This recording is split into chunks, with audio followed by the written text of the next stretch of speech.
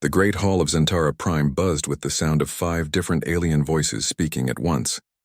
The Galactic Council had ruled known space for 3,000 years, and today they faced what they believed was just another minor problem.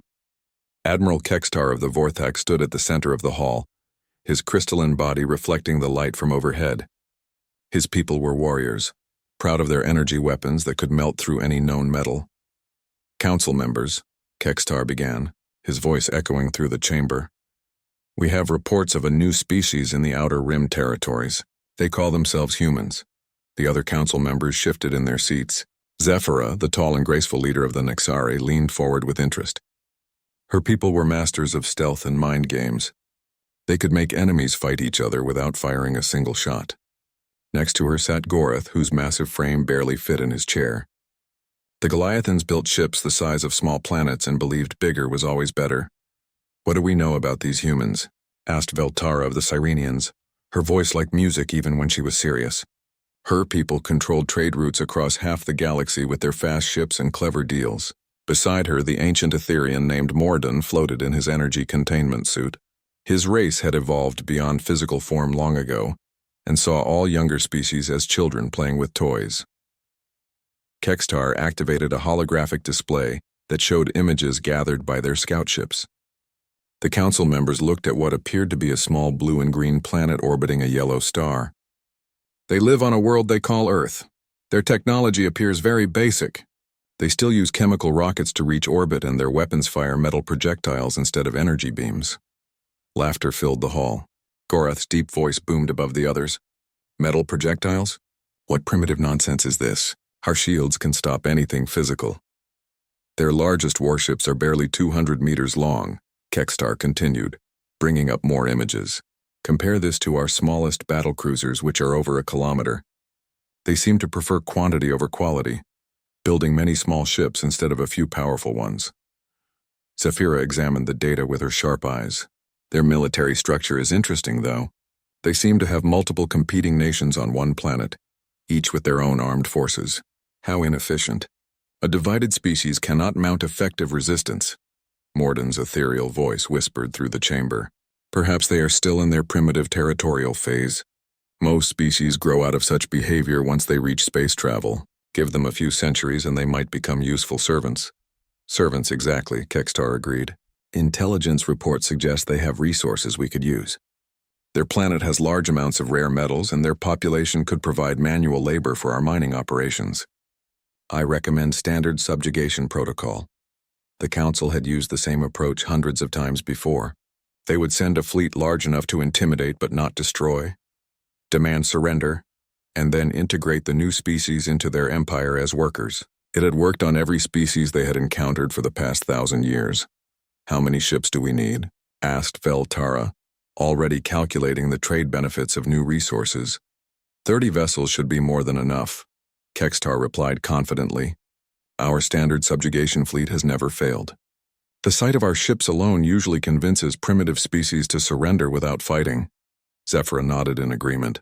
"Their weapons cannot penetrate our shields, and their small ships would be helpless against our battle cruisers." "This should be finished within days," Gorath laughed again. "Days more like hours. Once they see the size of our ships, they will realize resistance is pointless. No species has ever been foolish enough to fight us after seeing what we can do." The vote was unanimous. The Council authorized the dispatch of 30 warships to the human solar system. Admiral Kextar would lead the fleet personally, expecting this to be a routine mission that would add another servant species to their empire. 3 days later, the subjugation fleet gathered at the edge of human space. Kextar stood on the bridge of his flagship, the Stellar Dominion, watching as his ships formed into standard intimidation formation. The massive vessels hung in space like metal mountains, their energy weapons charged and ready to demonstrate their power. "Admiral," his communications officer reported, "we are detecting a single human vessel near the large gas planet. It appears to be alone." "Perfect," Kextar said with satisfaction. "Open a channel to the human ship and broadcast our surrender demand to their entire system. Let them see what happens to species that resist the Council." The message went out across all frequencies in the universal trade language that every spacefaring species eventually learned. "Attention primitive species known as humans. You are now under the authority of the Galactic Council. Surrender immediately and accept integration into our empire. Resistance will result in the destruction of your civilization. You have 1 hour to comply. On the bridge of the UNS Defiance, Captain Jake Morrison read the alien message with a mixture of anger and grim amusement. He was a career military officer who had spent 20 years preparing for exactly this moment. Earth's governments had detected alien surveillance for months and had been making final preparations for first contact. "Sir," his tactical officer reported, 30 alien vessels in standard battle formation. They outmass us significantly, but our analysis suggests their weapons are primarily energy-based. Morrison nodded. The aliens had made their first mistake by assuming human technology worked like their own. Send a response on all frequencies. Tell them they have exactly 1 chance to leave our system peacefully. After that, we consider them hostile invaders. Back on the stellar dominion, Kextar stared at the human response in disbelief. They are threatening us. 1 small ship against 30 battlecruisers? Are they insane? Perhaps their primitive minds cannot comprehend the difference in our capabilities, suggested his weapons officer. Should we destroy them as an example? Fire a warning shot past their ship, Kextar ordered. Use enough power to vaporize a mountain. Once they see what our weapons can do, they will understand their situation. The energy beam lanced out from the stellar dominion, a brilliant lance of destruction that should have terrified any sane captain. Instead, something impossible happened. The human ship not only survived the near miss, but seemed completely unaffected by the display of power. Captain Morrison's voice came across the communication channel, calm and steady. That was your warning shot. This is ours. The UNS Defiance opened fire, and Admiral Kextar learned that everything the Galactic Council thought they knew about power was about to change forever. The aliens expected to see fear in the human captain's voice, but Jake Morrison sounded like he was discussing the weather. His ship hung in space, looking tiny compared to the massive alien fleet, but somehow it did not seem helpless anymore. All ships, maintain formation. Admiral Kextar ordered his fleet. That must have been some kind of trick. No primitive species has weapons that can threaten us. The human ship began to move, and immediately the aliens realized something was very wrong. The Defiance accelerated and turned in ways that should have been impossible. Ships that moved like that should crush their crews from the forces involved, but somehow the human vessel danced through space like it weighed nothing. "Admiral," his sensor officer called out, his voice shaking, "I am reading impossible acceleration figures from the human ship. No crew could survive those forces." "Their inertial dampeners must be more advanced than we thought," Kextar muttered, but he was starting to feel the first touch of doubt. How could a primitive species have better technology than the Council? The UNS Defiance opened fire, and the galaxy learned what human weapons really were. The first shots were not energy beams like the aliens expected. Instead, metal projectiles moving at incredible speed smashed into the nearest Council ship. The kinetic rounds punched through energy shields like they were not even there, tearing massive holes in the alien hull. "Impossible," gasped the weapons officer. "Our shields should stop any physical projectile." "Apparently not these projectiles," Morrison's voice came through the communication channel. "Your shields are designed to stop energy weapons and slow-moving objects. These rounds are moving at 30% light speed. Physics says they go through your shields like they do not exist." More human weapons fired, and the aliens watched in horror as their technology failed them completely. Nuclear warheads detonated in precisely calculated patterns, creating electromagnetic pulses that shut down alien systems. The Council ships, designed to fight energy weapon duels at long range, found themselves helpless against weapons that simply ignored their defenses. "Return fire," Kextar shouted. "All ships, concentrate your beams on that human vessel." 30 energy weapons fired at once, enough firepower to melt a small moon. The beam struck the Defiance, and something even more impossible happened. The human ship absorbed the energy completely, its shields flaring bright blue but holding steady. "How?" Kextar whispered. "How can they absorb that much energy?" "Your weapons are very impressive," Morrison replied, and the aliens could hear amusement in his voice. "Unfortunately for you, we have been preparing for this meeting for a long time. Our shields are not designed to stop energy. They are designed to absorb and redirect it. Thank you for charging our weapons." The human ship fired again, this time with even more devastating effect. The absorbed energy had been converted into more kinetic rounds, and 3 more council ships exploded in brilliant flashes. Half of Kekstar's fleet was already destroyed or disabled, and they had barely scratched the human vessel. "Admiral," his tactical officer reported, panic clear in his voice. "Their weapons are not just kinetic rounds. I am detecting fusion warheads, antimatter charges, and some kind of exotic matter we cannot identify." "Exotic matter?" Kekstar stared at his displays. "That is impossible. Only the most advanced civilizations know how to create exotic matter weapons." The human ship proved his point by firing something that defied everything the Council knew about physics. The exotic matter round struck another alien vessel and simply erased it from existence. Not destroyed, not vaporized, but completely removed from reality as if it had never been there. "This is Captain Morrison to all Council ships." The human voice cut through their panic. "You came here expecting to find frightened primitives who would bow down to superior technology. Instead, you found a species that has been fighting wars for thousands of years. We do not build weapons to look impressive. We build them to win." The defiance moved through the alien formation like a shark among fish. The Council ships, massive and heavily armed, could not match the human vessel's speed and maneuverability. Their energy weapons, designed for long-range duels between stationary targets, could not track the dancing human ship. "How can they move like that?" Gorith's voice came through the communication system from his flagship. "The forces involved should kill any biological crew.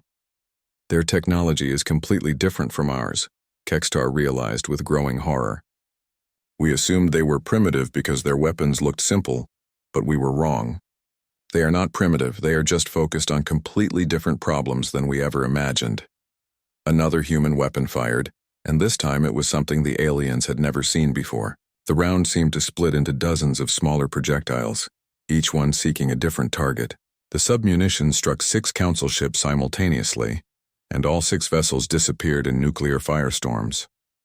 "Cluster munitions with independent targeting," Morrison explained helpfully. "We developed these for fighting multiple enemies at once. Very useful when you are outnumbered 30-1. Zephra's voice cut through the chaos from her stealth ship. "Admiral Kekstar, my sensors show more human vessels approaching from the inner system. At least 20 ships, all similar in design to the one we are fighting." "Reinforcements," Kekstar breathed. "If one human ship could destroy half his fleet, what could 20 do?" "Actually," Morrison corrected, "those are not reinforcements. Those are my students. This is a training exercise for our newer captains. They wanted to see how Council technology works in real combat."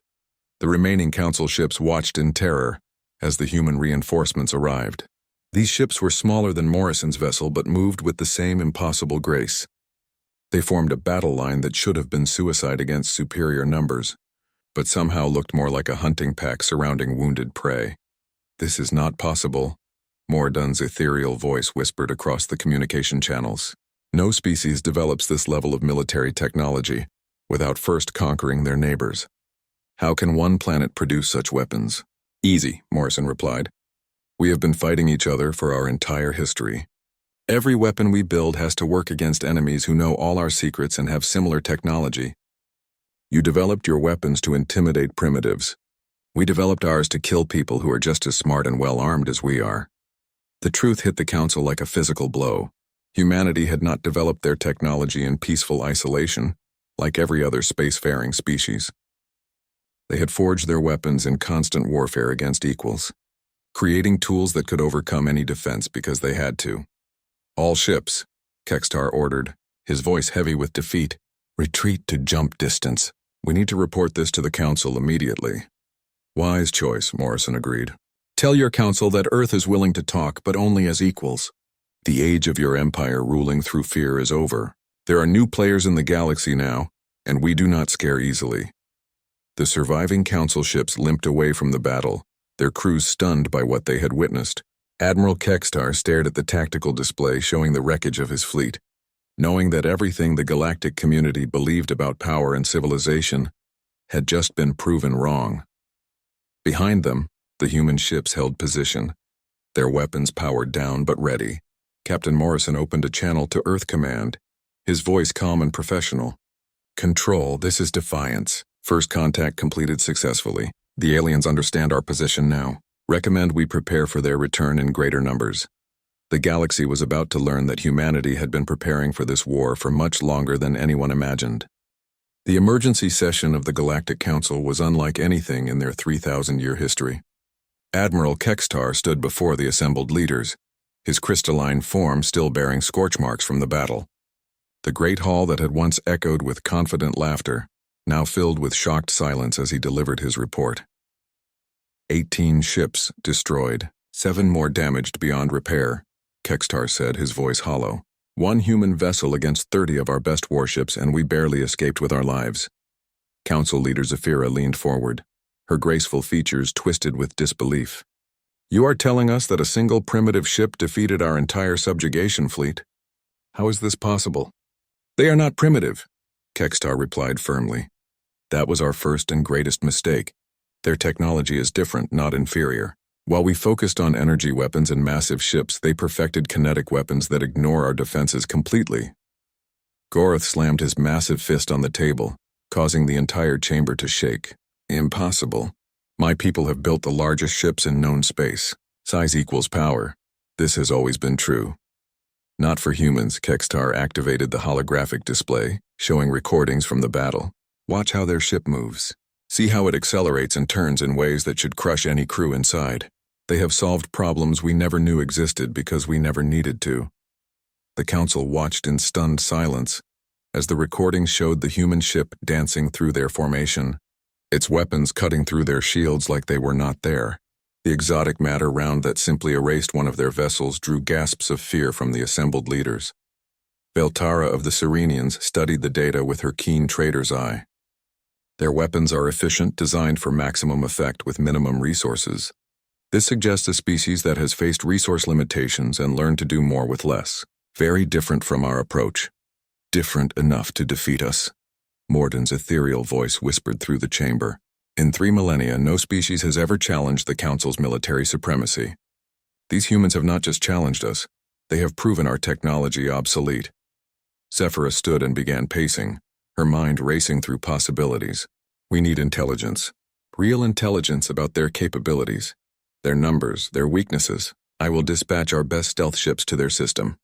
Be careful, Kextar warned. Their sensors detected our approach long before we saw them. They may have countermeasures we do not expect. 3 days later, the Nexari stealth ship Shadow Whisper drifted at the edge of the human solar system, its advanced cloaking keeping it hidden from normal sensors. Captain Sixura and her crew were masters of infiltration, able to penetrate any defense system the Council had ever encountered. Beginning deep scan of the system, her sensor officer reported, I am detecting multiple human installations throughout their star system, not just on their home planet. The more they scanned, the more disturbed the Nexari crew became. The humans had not just colonized their entire solar system, they had turned it into a fortress. Hidden weapon platforms orbited every major planet disguised as mining stations or research facilities. Captain, the tactical officer called out, his voice tight with fear, I am reading energy signatures from their moon that do not match anything in our databases. The power levels are enormous. Sixara studied the readings with growing alarm. Those readings suggest some kind of massive construction project hidden beneath the lunar surface. What could they be building that requires so much power? The answer came when their passive sensors detected the approach of another human patrol ship. This vessel was different from the one that had defeated Kextar's fleet. Larger and with even more exotic weapon signatures. New contact. Human vessel approaching our position, the sensor officer reported. Wait, they are hailing us directly. Somehow they know we are here. The communication came through clear and strong, despite their advanced stealth systems. Nexari vessel Shadow Whisper. This is Captain Lisa Martinez of the UNS Retribution. Your cloaking technology is impressive, but not as invisible as you think. Please state your intentions in our system. Sixara stared at her communications panel in shock. No one had ever detected a Nexari stealth ship before, let alone identified it by name and class. How did they know we were here? Unknown, Captain. Our stealth systems are operating perfectly. Captain Martinez's voice continued, patient but firm. We detected your gravitational signature when you entered our system. Cloaking can hide you from most sensors, but it cannot hide your mass from gravity wave detectors. Since you have not responded to our hail, we assume you are gathering intelligence for another attack. The Shadow Whisper's crew watched in terror as weapons locks appeared on their displays. Somehow the human ship was targeting them despite their invisibility. "Respond to their hail," Sixara ordered quickly. "Tell them we are here for peaceful observation." "Too late for that," Martinez replied, having apparently heard their transmission. "Your scan patterns match military reconnaissance protocols. We know spying when we see it." The human ship opened fire, but not with the kinetic weapons they expected. Instead, some kind of electromagnetic pulse washed over the Nixari vessel, disrupting their stealth systems and leaving them visible in normal space. "Stealth systems offline," the engineering officer reported in panic. "Whatever they hit us with, it has disrupted our cloaking completely." "Now you can see what we do to spies," Martinez said calmly. "Return to your council and tell them this. Earth has been monitoring your empire for years. We know about your weapons, your ships, your tactics. You know nothing about ours except what we showed you in that first battle." The Shadow Whisper fled the human system, its crew shaken by how easily their most advanced technology had been defeated. When they returned to council space, their report sent shockwaves through the leadership. "They knew we were coming," Sixara reported to the emergency council session. "Their technology can detect our stealth ships and disable our cloaking. More importantly, they have been watching us for years. This was not first contact for them, it was a planned engagement." The implications hit the council like a physical blow. If humans had been monitoring them for years, they knew everything about council technology and tactics. The humans had prepared for this war while the council remained completely ignorant of their enemy's capabilities. "How long have they been watching us?" Zafira demanded. "Unknown, but their captain spoke like someone who had studied our military for decades.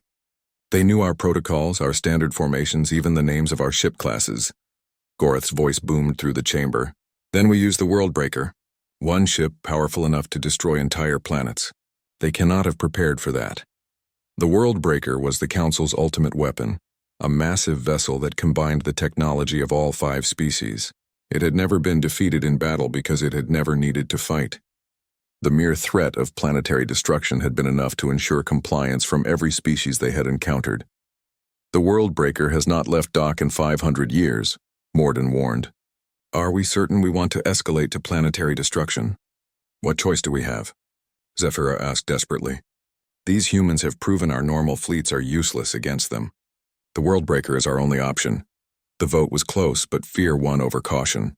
Admiral Drakmor, the most experienced military commander in Council history, was given command of the Worldbreaker and ordered to the human system. His mission was simple: destroy the human homeworld and end this threat to Council supremacy. As the massive ship prepared for departure, Drakmor studied every piece of intelligence they had gathered about humanity.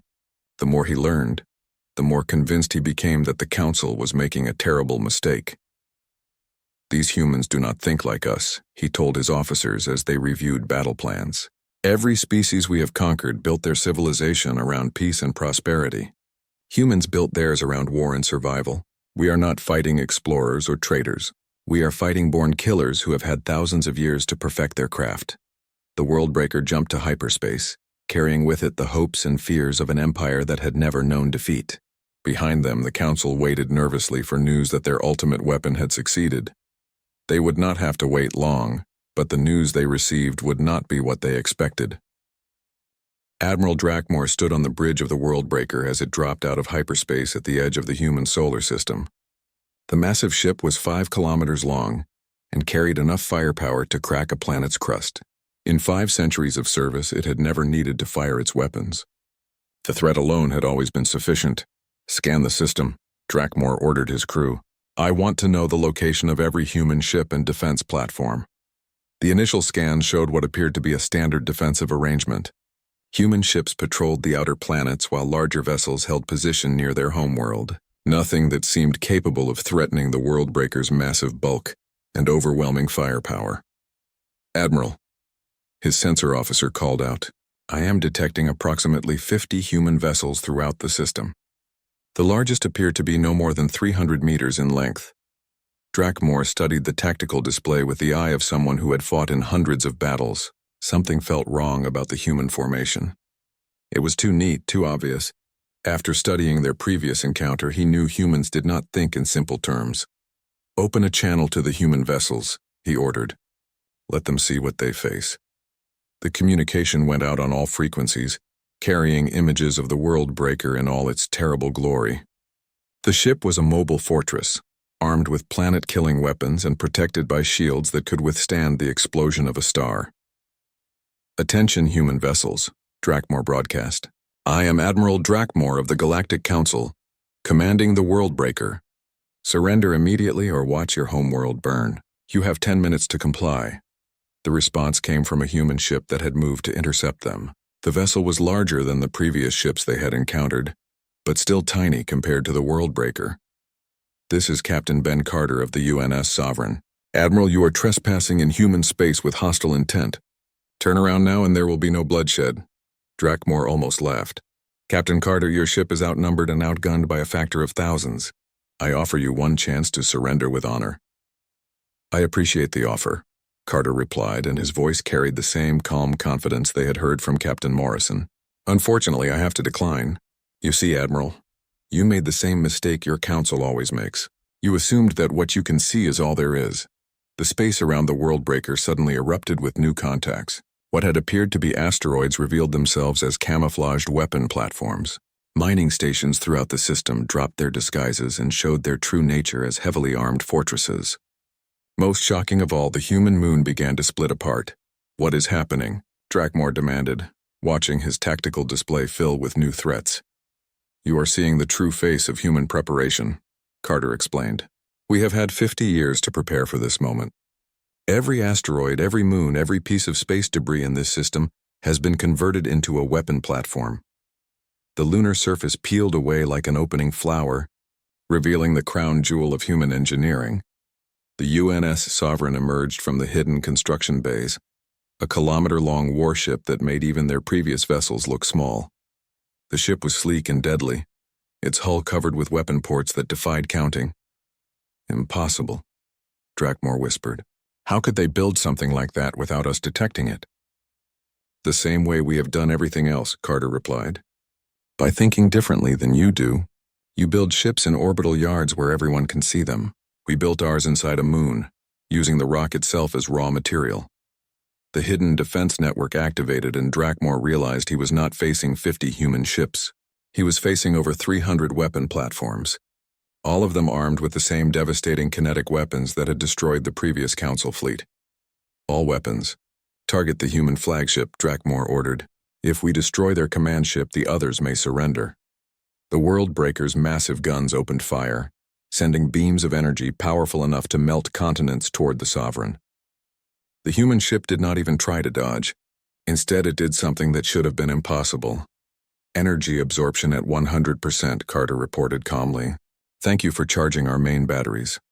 The Sovereign had not just absorbed the energy from the world breaker's weapons, it had somehow captured and stored all of it. The ship's hull glowed with contained power, and when it fired back, the result was devastating. They turned our own weapons against us, Drakmor realized in horror. How is this possible? The answer came in the form of human technology that the Council had never imagined. The kinetic rounds that struck the world breaker were not just fast, they were relativistic. Moving at 90% of light speed, they hit with the force of nuclear weapons and punched completely through the massive ship's armor. Hull breaches on decks 12 through 27, his damage control officer reported. We have lost main power to sections 4 and 5. More human weapons fired, and each shot revealed new horrors. Antimatter warheads that annihilated everything they touched. Exotic matter rounds that erased sections of the ship from reality. Most terrifying of all, some kind of weapon that seemed to age whatever it hit, turning advanced hull metal into rust and dust in seconds. What manner of devils are these humans? One of his officers whispered. They are a species that has been preparing for this war for their entire existence, Drakmor replied grimly. Every weapon they build is designed to overcome defenses like ours. Captain Carter's voice cut through their panic. Admiral, your ship is impressive, but it has one fatal flaw. It was designed to fight enemies who think like you do. We do not. The human attack came from every direction at once. The hidden weapon platforms fired in coordinated volleys, their targeting so precise that each shot struck a different critical system. The world breaker, designed to overwhelm enemies with superior firepower, found itself helpless against an enemy that refused to fight fair. They are targeting our weapon systems specifically, his tactical officer reported. Somehow they know exactly where our critical components are located. Because we have been studying your technology for decades, Carter explained. We know your ships better than you do. We know where every power coupling, every shield generator, every weapon array is located. We have run simulations of this battle thousands of times. The Sovereign moved through the battle like a predator among prey, its weapons fired with mechanical precision, each shot calculated for maximum damage. The ship that had taken 50 years to build was proving its worth against the Council's ultimate weapon. Admiral, his communications officer called out desperately, we are receiving surrender demands from the human fleet. They want us to stand down immediately. Drakmor looked at his tactical display and saw the truth. The Worldbreaker was dying, its massive bulk no protection against weapons designed to kill things much larger than starships. Half his weapon systems were offline. His shields were failing and hull breaches were spreading throughout the ship. All ships, he broadcast to his escort fleet. Retreat to minimum safe distance. Signal the Council that the Worldbreaker has fallen. The Worldbreaker does not fall, his first officer protested. It has never been defeated. It has never fought humans before, Drakmor replied sadly. Signal our surrender, Captain Carter. You have proven your point. The firing stopped and the human fleet held position around the crippled Council ship. Carter's voice came through the communication channel, still calm and professional. Admiral Drakmor, you fought with honor. Your crew will be treated well and return to Council space unharmed. Tell your leaders that this war can end now, but only if they are willing to accept that the galaxy has changed. As medical ships moved to evacuate the Worldbreaker's crew, Drakmor stared out at the human fleet surrounding his ship. These were not the primitive savages the Council had expected to find. They were something far more dangerous, a species that had learned to turn war itself into a science. The message he would carry back to the Council would change everything. But Drakmor suspected the real changes were only just beginning. The Emergency Council session on Zentara Prime was the most somber in the organization's 3,000-year history. Admiral Drakmor stood before the assembled leaders, his uniform torn and his face bearing the weight of impossible defeat. The holographic display behind him showed the wreckage of the Worldbreaker, the Council's ultimate weapon reduced to a drifting hulk. The humans not only defeated our most powerful ship, Drakmor reported, his voice heavy with exhaustion. They did it while taking minimal casualties themselves. Their technology is not just different from ours. It is specifically designed to counter everything we thought made us invincible. Council leader Zafira struggled to process what she was hearing. You are saying that our most advanced weapon, the combined technology of 5 species, was helpless against them? Worse than helpless, Drakmor replied. They turned our own weapons against us. Every shot we fired only made them stronger. Their ship absorbed our energy weapons and used that power to destroy us with kinetic rounds moving at near light speed. Garth's massive frame shook with rage. This is impossible. Size has always equaled power in warfare. No small ship can defeat a vessel the size of the Worldbreaker. Human ships do not follow our rules, Drakmor explained patiently. They are not built to impress or intimidate. They are built to win. Every design choice serves that single purpose, no matter how it looks to outside observers. Veltara studied the battle recordings with her sharp trader's instincts. Their resource allocation is perfect. No wasted space, no unnecessary decoration, just pure military efficiency. This suggests a species that has been at war for their entire history. That is exactly what they are, Drakmor confirmed. During my captivity, I spoke with their officers. Humans have been fighting each other for thousands of years. Every weapon, every tactic, every strategy has been tested in real combat against equals. We have been fighting primitives for so long that we forgot what a real military looks like. Morden's ethereal voice whispered through the chamber. Then what do you recommend, Admiral? If our military is obsolete, how do we respond? Before Drakmor could answer, a new voice spoke from the chamber's entrance. Perhaps I can answer that question. The Council turned to see a human woman in a crisp military uniform walking into their sacred hall. Captain Amy Rodriguez of the UNS Peacemaker moved with the confident stride of someone who belonged wherever she chose to be. How did you get past our security? Zafira demanded, rising from her chair. The same way we got past everything else, Rodriguez replied calmly. By being better at this than you are. My ship is currently in orbit around your planet, and your defense fleet never detected our approach. The implication hit the Council like a physical blow. If humans could penetrate their most secure system without detection, nowhere in their empire was safe. "What do you want?" Zafira asked, her voice carefully controlled. "To talk," Rodriguez replied simply. "My government sent me to make you an offer." "What kind of offer?" Gorath rumbled suspiciously. Rodriguez activated a holographic projector and displayed an image of human and alien ships working together. "The kind that benefits everyone. You have resources, knowledge, and peaceful civilizations that humanity respects. We have military capabilities that can protect those civilizations from threats you cannot handle." "You want us to become your servants," Veltara accused. "Actually, no," Rodriguez corrected. "We want you to remain exactly what you are. The galaxy needs peaceful traders, researchers, and diplomats. What it does not need is an empire that conquers through fear." She changed the display to show star charts marked with danger zones beyond Council space. "Your empire has been safe for 3,000 years because you never explored beyond these boundaries. But there are things out there that make our little disagreement look like a training exercise." "What things?" Morden asked, his ancient voice filled with curiosity. "Machine intelligences that view all biological life as a virus to be eliminated. Hive minds that consume entire star systems. Energy beings that feed on the life force of whole planets. The galaxy is a dangerous place, and peaceful species like yours need protectors." Drakmore leaned forward, his military mind grasping the implications. "You are offering to serve as our military arm in exchange for access to Council resources and technology." "More than that," Rodriguez replied. "We are offering to serve as the galaxy's military arm. Someone has to stand guard against the dark, and humans are very good at that job." The proposal was unlike anything the Council had ever considered. For 3 millennia, they had been the dominant power in known space. Now they were being asked to step aside and let another species take responsibility for galactic security. "What guarantees do we have that humans will not abuse this power?" Zafira asked. Rodriguez smiled, and for the first time the expression looked genuinely warm. "The same guarantee we give everyone. If we ever become a threat to innocent life, you can fight us. We have shown you that we can be beaten by superior technology and tactics. We are not invincible, just better prepared." "And if we refuse your offer?" Gorath challenged. "Then we go home and leave you to face the galaxy alone," Rodriguez replied without hesitation. "We do not conquer species that prefer independence, but we also do not protect those who choose to remain our enemies." The choice was clear, and the Council knew it.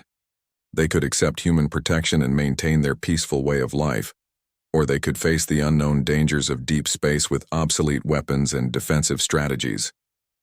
The vote was unanimous.